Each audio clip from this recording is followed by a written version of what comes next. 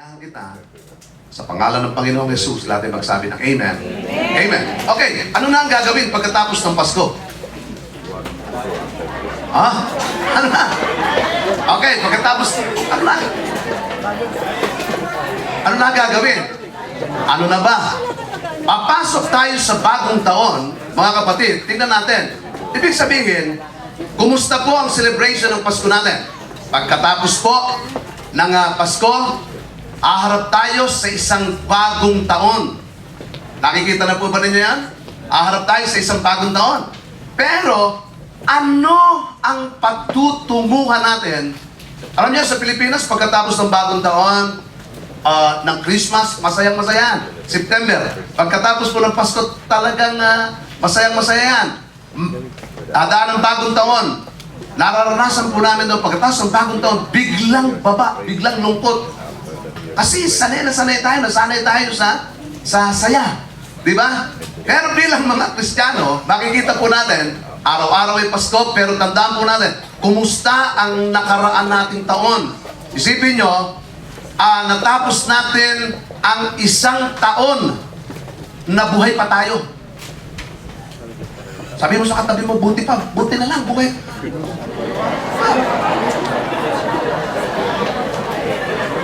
mo.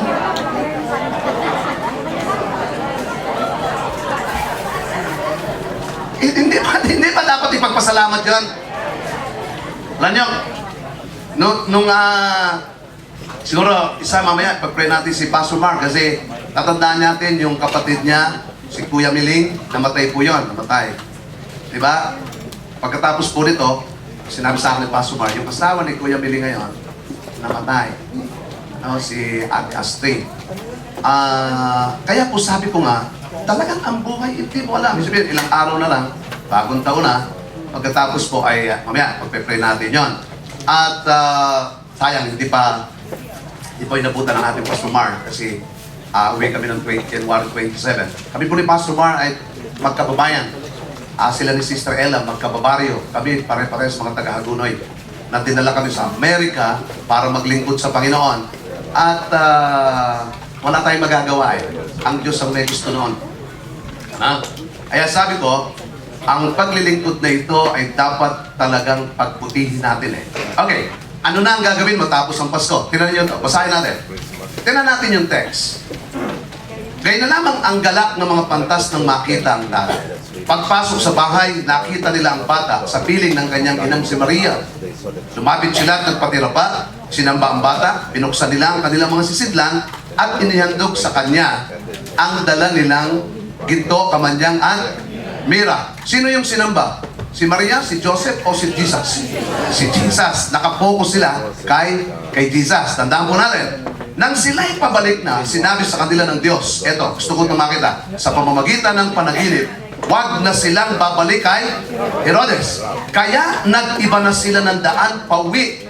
Pagkaalis sa kanya, at sinabi sa kanya, magbangon ka, pagkaalis nila, ready, napakita kay Jose sa panaginip ang isang anghel ng Panginoon. Sabayan po niyo ako. Sinabi sa kanya, magbangon ka, dalhin mo agad sa Ehipto ang mag-ina at huwag kayong aalis doon hanggat hindi ko sinasabi sa inyo.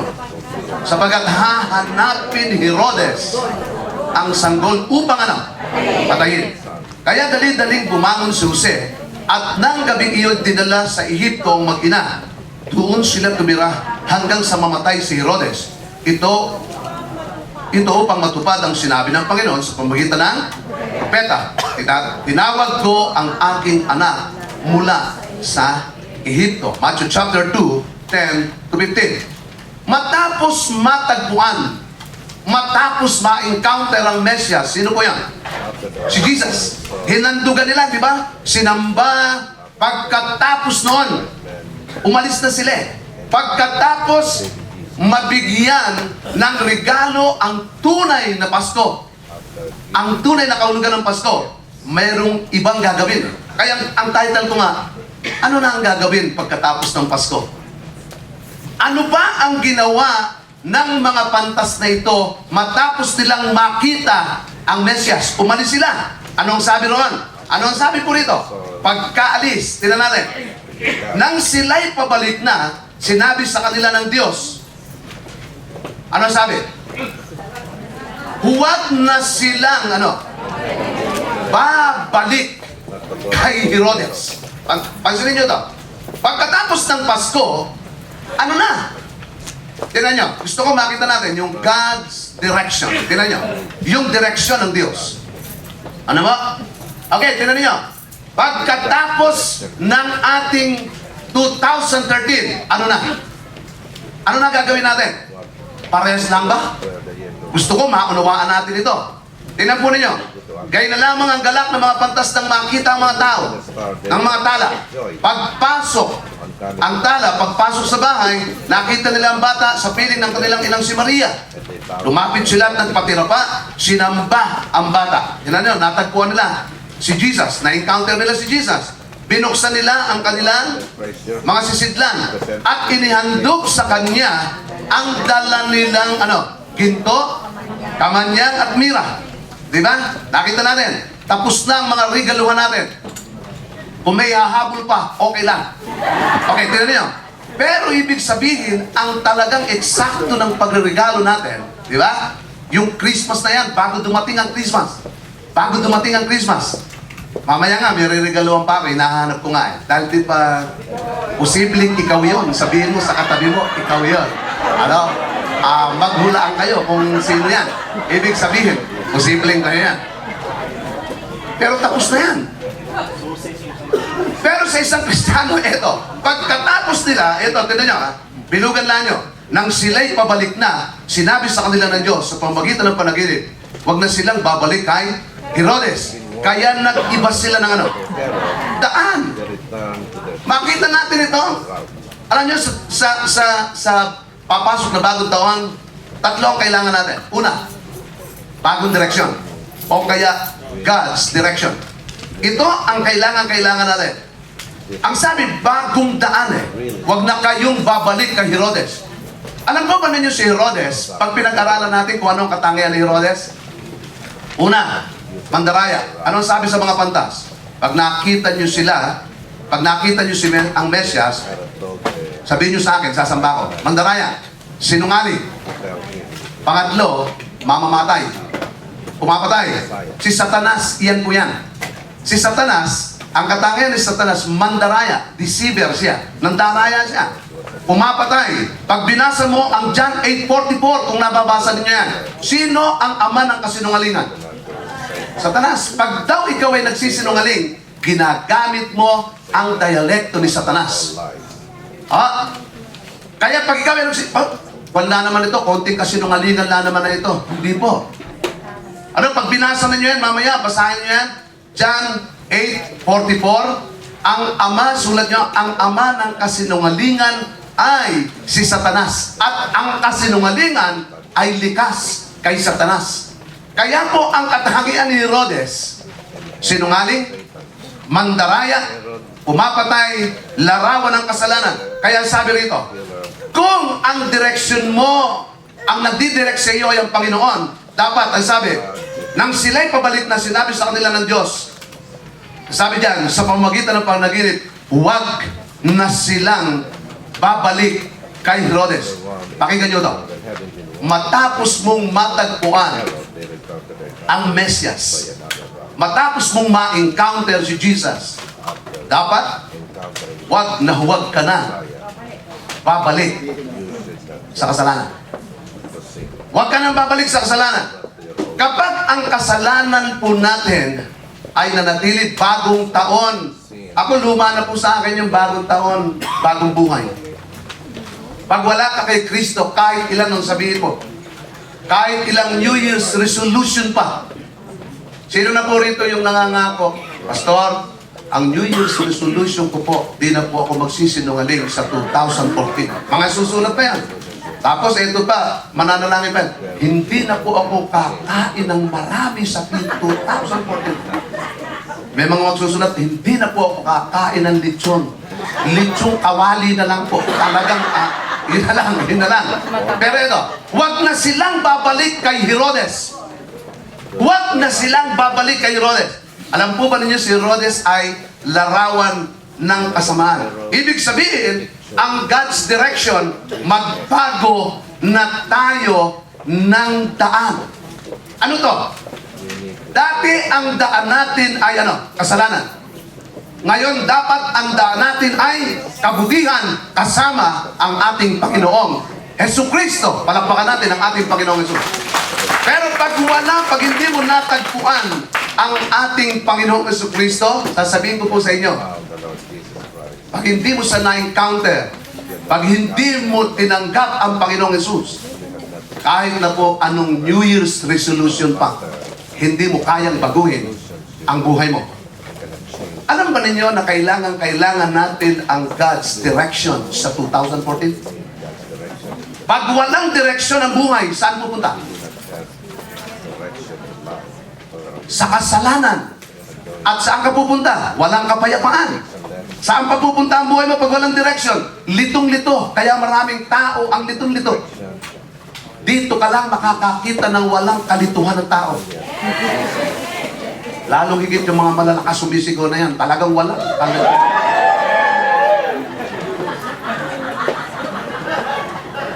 Okay, ibig sabihin, nakikita po natin yung direksyon na yan. Tandaan natin, dati ang daan natin ay daan ng kasalanan. Ngayon, daan natin ay daan ng kabanalan. Pero sino ba ang tunay na daan at katotohanan at buhay? Walang iba, kundi si Jesus. Kaya kung wala si Jesus sa iyo, anong direksyon ang buhay mo? Walang direksyon. Lito ang buhay ng taong walang direksyon. Saan pupunta ang direksyon ng pamilya mo? Mga kapatid, tingnan ninyo. Tandaan natin, si Herodes ay hindi dapat balik-balikan. Si Herodes ay larawan ng kasamaan. Tingnan nyo, ang sabi po rito, babasahin ko po yung sinasabi sa awit 32:8. Sabay-sabay tayo. Sabi ni Yahweh, aking ituturo ang iyong daraanan. Ako'y sa iyo'y magbibigay, payo, kita'y tuturuan. Sino ang dapat pong magturo sa atin ang dapat nating daanan? Si Yahweh, ang Diyos natin. Siya lamang ang pwedeng magturo. Ang sabi niya, sabi ni Yahweh, aking ituturo ang iyong daraanan. God's direction.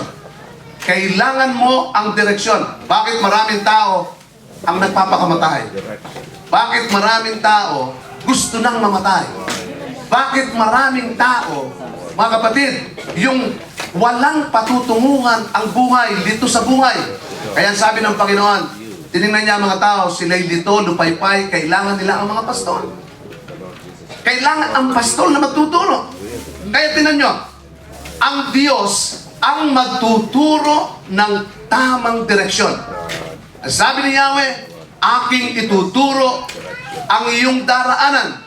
Kapag walang nagturo, paano na ang buhay natin? Mga kapatid, 2014, anong direksyon ang tinatanggap mo? Ano ang dapat maging direksyon ng buhay mo? Direksyon ng Diyos. Paano yun? Magpatuloy ako, Pastor, magpapatuloy ako sa process para yung aking pong direksyon maayos. Pag ikaw ay huminto, maniwala kayo, pag huminto kayo, iba na ang magiging direksyon ng buhay natin. Iba na ang magiging direksyon.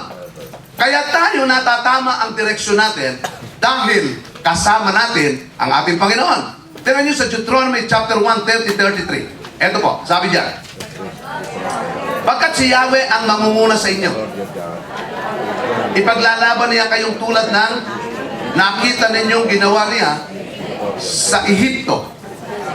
At sa ilang dinala niya kayo rito, inalagaan tulad ng dapat gawin ng ama sa kanyang anak. Hindi pa rin kayo lubos na nagtiwala sa kanya. Pakinggan nyo, gayon siya ang nanguna sa inyo. Pinatnubayan niya kayo sa pamamagitan ng haliging apoy kung gabi, haliging ulap kung araw, at itinuro sa inyo ang inyong daraanan at ang inyong hihimpilan. Nakita po ba ninyo ang mga Israelita kung paano binigay ng Diyos ang direksyon? Binibigay na nga ng Panginoon ng direksyon, pero ano ginagawa ng mga Israelita? Matitigas pa rin ang kanilang ulo. Kailangan po natin ng God's direction. Sabi ng Panginoon, huwag ka nang babalik kay Herodes. Huwag po tayong magbabalik-balik doon. Saan tayo dapat bumalik? Sa Panginoon. Mag-focus tayo na ang ating hangganan ay walang iba, kundi ang ating Panginoong Hesukristo. Alam po ba ninyo? Ang tunay na direksyon ay nasa ating Diyos. Ang tunay na direksyon ay nasa Panginoong Hesukristo kung tatanggapin mo ang Panginoong Hesus bilang Panginoon at tagapagligtas. Walang ibang direksyon talaga. Kahit anong hanapin mo. Sige, pumalakpak tayo sa Lord. Palakpakan natin ang Panginoon. Walang ibang direksyon talaga. Maliban sa Kanya. Ito po, ang pagpasok ng bagong taon, hayaan natin na pangunahan tayo ng ating Panginoon. Kung ang direksyon natin, kumusta po ang direksyon natin nung nakaraang taon na ito? Hindi pa naman nakakaraan. Yung mga lumipas, ilang araw na lamang matatapos na ang ating 2013. Dalawa na lang. Dalawa na lang. Ibig sabihin, medyo enjoy mo na yung 2 araw na yan. Dahil ang 2013 hindi na babalik. Hindi na babalik. Dapat pagpasok ng 2014, yung direksyon mo, tama. Merong iba, ito, tama na ang direksyon. Pakinggan nyo. Nag-encounter na nga eh. Nag-encounter naman si Lord. Umiiyak-iyak pa nga. Pero pagkatapos noon, bumabalik doon sa dati niya buhay. Itinuturo na ng Panginoon, huwag ka nang babalik kay Herodes. Ito na ang direksyon. Ito na ang pinakamagandang direksyon. Nagpa-process tayo, nag-aaral tayo, nagsiselfo tayo. Ito na yan. Ibig sabihin, pagpasok ng bagong taon natin, dapat kilingin ninyo, Lord, yun ngang maliwanag na direksyon ibigay mo sa atin. Alam po ba ninyo ang church na ito? Salamat sa Panginoon. Dahil ang direksyon ng church na ito ay napakaliwanag. Go and make disciples. Hindi tayo loving God, loving people. Ang direksyon ng church na ito, hindi po madaling nakuha yan. Yan po ay iniluhod ng mga leaders natin, ng inyong pastor. Kaya, Lord, bigyan mo nga kami ng maliwanag na direksyon. Ayaw po namin ang sasamba lang, uuwi lang. Sasamba, uuwi. Kung tinatamad, hindi sasamba. Hindi mabago ang buhay. Hindi nagbabasa ng Bible. Ngunit nung ibigay ng Diyos ang magandang direksyon, halos lahat ng miyembro ng Family Christian Church nagdi-devotion na ngayon. Pag hindi ka nag-devotion, ikaw ay malelate. Nasa Leviticus na, nasa Genesis ka pa. Yan ang problema dyan. Di ba? At wala kang maikwento. Ang pinagkukwentuhan na ngayon ay yung mga saserdote. Paano na? Pero ikaw, walang maikwento. Ang ikinukwento mo, ang lagi, in the beginning, God created heaven and earth. Yun lang. Ibig sabihin, hanggang doon na lang. Yun lang kasi ang laman natin. Mga kapatid, makikita natin yung God's direction. Ito pa, hindi lamang God's direction ang kailangan natin. Ano na ang gagawin pagkatapos ng Pasko? Kailangan natin ang maliwanag na direksyon. Huwag babalik. Ito pa. Number 2, God's revelation. Revelasyon ng Diyos. Ito, matindi ito. Tingnan niyo mabuti.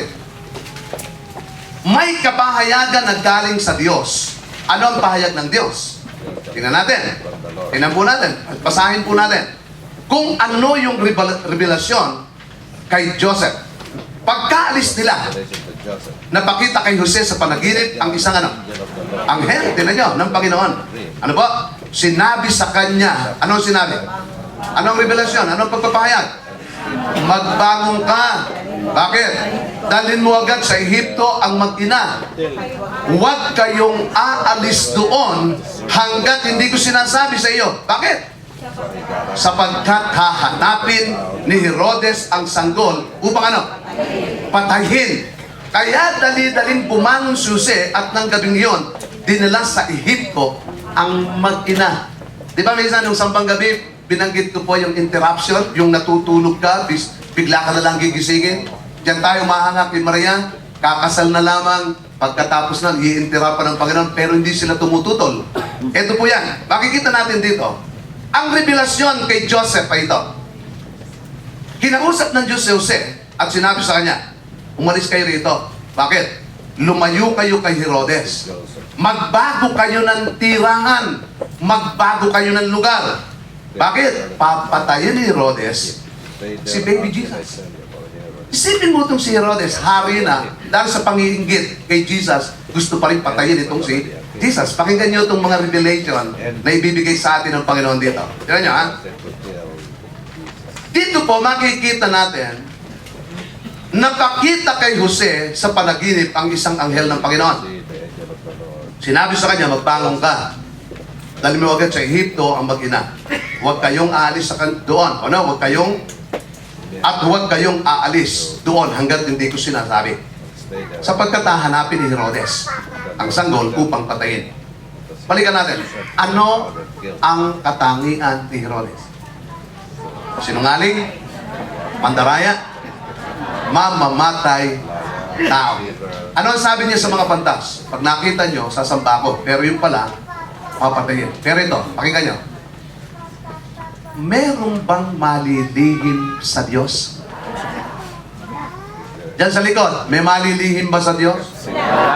Wala. Alam nga ng Diyos ang iniisip mo ngayon. Alam ng Diyos. Alam ng Diyos kung naiinip ka na. Alam ng Diyos yan. Alam ng Diyos kung pumapasok ang mensahe sa iyo. Alam ng Panginoon. Alam din ng Diyos kung ikaw ay may problema ngayon. Alam po yan. Alam po ba ninyo, nung sa Exodus, ito, alam na alam niyo, masarap magpento ngayon sa Exodus eh. Diba, yung umalis si Moises. Umalis si Moises, pumunta sa bundok. Binigay yung 10 utos, diba? Okay. Pagbalik niya, kinausap ng mga Israelita, itong si Aaron. Kailan pa naman dadating itong ating leader na ito? Inip na kami, 10 buwan na. Baka hindi na po, gawa mo na kami ng Diyos namin. Ito naman si Moises, ang leadership niya, talagang ang leader, si Aaron, ang leadership niya, medyo mahina-hina ng konti. Hindi lang konti, talagang mahina. Okay, ibig sabihin, ito, nung gumagawa na sila ng Diyos, lahat ng ginto, lahat ng inipo na, ang sabi ng Diyos kay Moises, Moises, tingnan mo yung mga kababayan mo. Ilang sandali bumaba ka na, ilang sandali pa lang ikaw nawawala, ayun na, bumalik na sa dati. Ibig sabihin, alam ng Diyos ang lahat ng nangyayari. Alam nga ng Diyos kung ang direksyon mo, ayos eh. Di ba? O alam din ng Diyos, kapag linggo lang ang direksyon mo, ayos. Alam ng Diyos yan. Tandaan po natin, ano sabi? Tingnan mo yung mga kababayan mo, bumaba ka na, ilang sandali ka pa lang nawawala, ayun, gumawa na ng sariling Diyos. Nakakalimutan na yung pagkaligtas ko sa kanila. Alam mo ang ginawa? Ano niyo ang ginawa doon? Pagbaba, binalibag ni Moises yan, di ba? Talagang, tapos, yung ginto, inilagay sa tubig, pinainom lahat sa kanila. Di ba? Pagkatapos noon, ang sabi ni Moises, okay, lahat ng panig kay Yahweh, lumapit sa akin. Di lumapit yung mga Levita, mga Levites. Okay, ano sabi sa kanila? Ibig sabihin, lahat ng hindi pumapanig kay Yahweh, ano ginawa? Patayin mo, patayin ninyo. Pati anak, pati kapatid, yung lahat ng mga negatibo na yan, patayin mo na. Okay, ibig sabihin, ano ginawa? Pinatay. Walang anak, pasahin yung mabuti. Ano po? Kailangan balikan ninyo yan. Ibig sabihin, ang direksyon nila ay mali. Pero yung lahat ng pumapanit kay Yahweh, tama ang direksyon. Ang revelasyon ay ito. Makikita natin dito, ang sabi, kinausap ng Diyos si Jose, sinabi sa kanya, umalis kayo rito. Umalis kayo. Lumayo kayo kay Herodes. Mga kapatid, kung kanina'y magbago ng daan ang revelasyon, magbago ng lugar. Magbago ng tahanan. Magbago kayo ng lugar. Lumayo kayo kay Herodes sapagkat pag kayo'y kasama diyan, papatayin kayo ni Herodes. Dalhin mo yung makina mo. Kaya makikita po natin dito. Tingnan nyo ha. Pagkatapos nating ma-encounter si Jesus, mag-iba kayo ng lugar na pinupuntahan. Pakinggan nyo ang mabuti. Tumingin kayo sandali sa akin. Kung tunay na natagpuan mo ang message, mag-iba tayo ng lugar na pinupuntahan. Dapat ang lagi mo lamang kasama, pamilya mo na ang pinag-uusapan ay ang Panginoon. Ang cell group mo na ang pinag-uusapan ay Panginoon. Ang church mo na ng direksyon ay nasa Panginoon. Bakit? Lumayo na tayo kay Herodes. Huwag tayo babalik. Mag-iba tayo ng lugar. Anong mga lugar ang dati ninyong pinupuntahan na kayo, wala akong sinasabi ha? Kayo nagsasabi niya. Okay, tingnan nyo. Anong mga lugar ang dati ninyong pinupuntahan na hanggang ngayon pinupuntahan po ninyo? Wala kayo sasagot. Okay. Ano yan? Pansinin ninyo yan. Mga kapatid, kahit kaming mga pastor, pag hindi kami nag-ingat yan, maniwala kayo, yung apoy na nasa puso namin, patayin niya. Alam po ba ninyo na hanggang ngayon si Herodes ay pumapatay? Alam po ba ninyo na hanggang ngayon si Herodes ay pumapatay? Ano sabi? Ito ang revelasyon. Kinausap ng Diyos Jose, sinabi sa kanya, umalis kayo dyan. Lumayo kayo kay Herodes. Magbago kayo ng tirahan. Saan dadalhin? Sa Ehipto. Bakit? Papatayin ni Herodes si baby Jesus. Pansin niya, pag nag-encounter ka, paglabas mo na encounter, masayang-masaya ka. Bakit? Nakatagpo mo si Jesus. October 1, 1983, nakatagpo mo si Jesus. Na-born again ako. Tapos ngayon talaga, iba pa. Iba pa ang pangusap ng Panginoon. Pero ano po ba ninyo? Yung apoy na nasa puso ninyo ngayon, pag hindi kayo lumayo kay Herodes, unti-unti, pinapatay yan. Devotion na. Huwag ka nang magiging counter. Dito ka yan. Papatayin yan. Huwag ka nang sisimpa sa church. Makikita mo lang lagi yung pastor doon. Magagalitan ka ng mga. Okay. Ibig sabihin, o pala na kasing gano'n. Papatayin niya ng papatayin. Mag-iba kayo ng lugar. Pag kayo nasa cell group. Huwag kang pupunta sa cell group. Tama. Ay, huwag ka na pupunta sa cell group. Iba yan. Ano? Iba lang ang pag-uusapan. Pinapatay. Yung dati mong apoy, sino po rito? Ano? Amin tayo. Sino po rito nung unang makakilala sa Panginoon? Para kang lumulutang sa langit. Para kang lumulutang sa hangin. Napakasayaw mo. Taas nga ang kamay. Hindi, sige. Taas ang kamay. Okay, praise the Lord. Nung unang mong makilala ang Panginoon, yung hindi ka mapigil, talagang iba talaga ang galaw mo. Taas nga ang kamay. Praise God. Sige po. Pero ilang mga sandali, nag-iingat tayo. Pag hindi ka nag-ingat, yung apoy na nasa iyo, papatayin ni Herodes. Nakita natin yan? Papatayin ni Herodes yan. Kaya po ang ating process dito, tuloy-tuloy. Nakita natin, January 10 and 11, mayroon na tayong English encounter. March 15, may pre-encounter 22, mayroon na tayong Tagalog encounter. Pagdating ng May, may encounter tayo, English encounter. Pagdating ng July, meron na naman tayong Tagalog encounter. Pagdating po ng November, October, meron ulit tatlong English encounter at saka po tatlong Tagalog encounter. At eto, ang process natin tuloy-tuloy. Huwag kang hihinto sa post-encounter, huwag kang mag-SOL 1 ka, 2, 3, hanggang makagraduate tayo lahat. Pag ginawa natin lahat yun, mga kapatid, yung apoy lalong nagliliyap.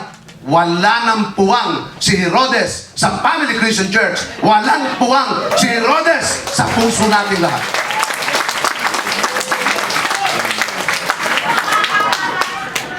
Mga kapatid, alam nyo, pag hindi tayo nag-ingat lahat, sabihin ko sa katabi mo, mag-ingat ka kay Herodes.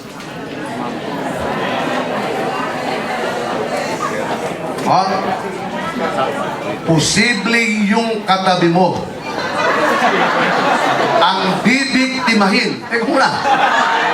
Ni Herodes. Hindi yung katabi mo ang Herodes. Mali yan. Yung katabi mo ang bibiktimahin ni Herodes. Kaya nga nalalamig eh. Kaya nga, bisan siguro napapansin ninyo yung pagka napansin ko na, ako talaga, pag nalalamig yung tao, kitang-kita ko yan. Kitang-kita ko, yung dating saya niyan, dating ngiti niyan, sa service pa lang, nakangiti na yan. Pag yan pumasok dito, na nakasin.